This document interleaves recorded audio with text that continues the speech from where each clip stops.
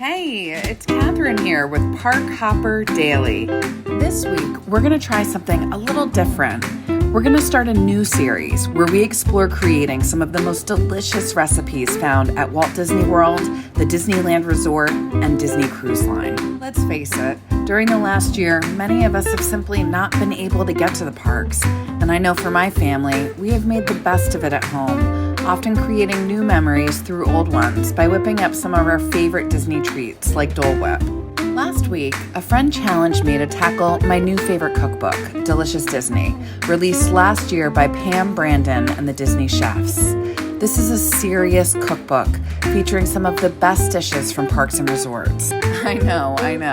A lot of people just don't think about really great food being available at a theme park. But as Disney fans know, it can be a foodie destination if you know what you're doing and where you're going. It's not just a place where you grab chicken fingers and Mickey waffles, although we do love our Mickey waffles. This book really showcases the great food available in the theme parks and resorts, but beware, some of these recipes are intense and will take a lot of planning and time to execute. But we could all use a little pandemic project right now, right?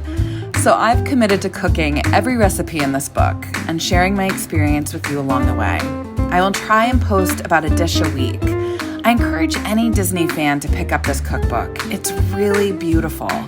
And if you can do so through a local bookseller, please do. Local businesses have taken quite a hit during COVID-19, and we always want to be mindful of supporting them. If not, the book is generally available at shopdisney.com, and I will include a link below. Our first recipe is going to take us to Citrico's, a signature restaurant in the Grand Floridian Resort and Spa, and a personal family favorite. Citrico's, in many ways, is a hidden gem. Prior to the pandemic, reservations were often easy to get at this restaurant, which overlooks the manicured courtyards of the Grand Floridian. The menu features Mediterranean-inspired dishes that are seasonal, including favorites like plancha seared beef fillet, lobster over risotto, and a golden tilefish bouillabaisse. Desserts include sweet treats like vanilla creme brulee, a warm chocolate banana torte, and profiteroles. Citrico's is currently closed, but we really look forward to it reopening. This week, we're going to tackle the restaurant's braised short ribs with Yukon Gold mashed potatoes. My first step when tackling any recipe this ambitious is to gather and prep my ingredients. In this case, for a red wine reduction that goes a long way towards giving this dish its deep, rich flavor. I used a full bottle of Petit Verdot, but a Cabernet will do as well. For the red wine reduction, you combine the red wine, a cup of diced yellow onion, a cup of peeled sliced carrot, 1 cup of sliced leek, just the white and light green parts, a cup of sliced shallot, a cup of sliced button mushrooms, including the stems, 3 sprigs of thyme, 6 sprigs of Italian parsley, 2 bay leaves, a half a teaspoon of black peppercorns, and 3 large garlic cloves, which I smashed with the back of my knife but left the skin on. With all of this combined in a large, heavy-bottomed pan, you're then going to bring this to a boil and let it simmer until the wine is reduced down into a glaze. It takes about 30 to 45 minutes. Next, you're going to strain the glaze and go ahead and set it aside for later in the recipe. Now for the short ribs. You'll need about 3 pounds for this recipe, and you want to pat them dry before seasoning them liberally with salt and pepper. Lay out paper towels on a sheet tray or plate before browning the short ribs in a sauté pan with about a tablespoon of canola oil. Do not crowd the pan. You want these to brown, not to steam. It takes about 5 minutes on each side. Preheat your oven to 350 degrees Fahrenheit. While the meat is resting, combine a cup of yellow onion, 2/3 a cup of sliced carrot, a cup and a half of leeks, again, just the white and light green parts, and 2 tablespoons of tomato paste in the same pan, and stir until slightly brown, about 3 to 5 minutes. Transfer to an oven-safe pot with a lid and stir in 2 large garlic cloves, minced, 3 sprigs of thyme, 3 sprigs of Italian parsley, 2 bay leaves, and the red wine reduction you reserved earlier. Using a piece of cheesecloth, wetted and wrung out, roughly the length and width of your pot, you're going to create a nest for your short ribs.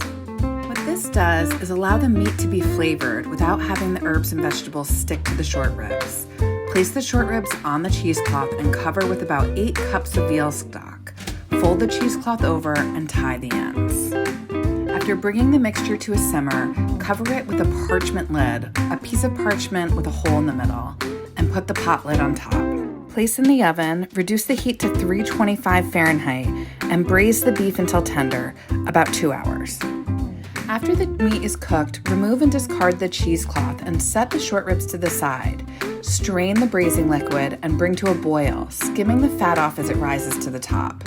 Reduce and thicken the sauce in about half, and add salt to taste. You're going to strain the liquid again, this time over the beef. Cool, and then cover and refrigerate for at least 1 day and up to 3 days. The evening you are ready to serve your meal, we get to the best part, the Yukon Gold mashed potatoes. We used about 2 pounds of potatoes peeled and halved. Add them to a medium saucepan and cover with water and bring to a boil. Add 4 teaspoons of salt. This saves seasoning down the line. And simmer until the potatoes are tender, about 15 to 20 minutes. Drain into a colander.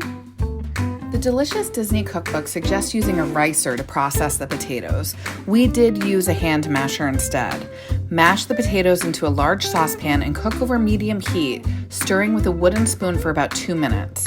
Add 2 sticks of cold, unsalted butter, about half a stick at a time, stirring constantly. Stir in the heavy cream and season with salt if necessary. To complete the dish, preheat your oven to 400 degrees and place the beef and sauce in the oven for about 15 minutes, braising the short ribs with the cooking liquid on occasion. To plate, place 1 or 2 large spoonfuls of mashed potatoes on the center of your serving plate and top with the short ribs. Spoon some of the braising liquid over the meat and garnish with chopped parsley. Serve immediately. And there you have it. You just made our first Delicious Disney dish in our Delicious Disney Challenge. This was a tough one, but the results were more than worth the effort and brought a little bit of Disney and Citricos into our home. If you haven't already, please do give this video a thumbs up and subscribe, and come back next week for an all-new recipe. This is Kathryn the New, here for Park Hopper Daily, and we will see you real soon.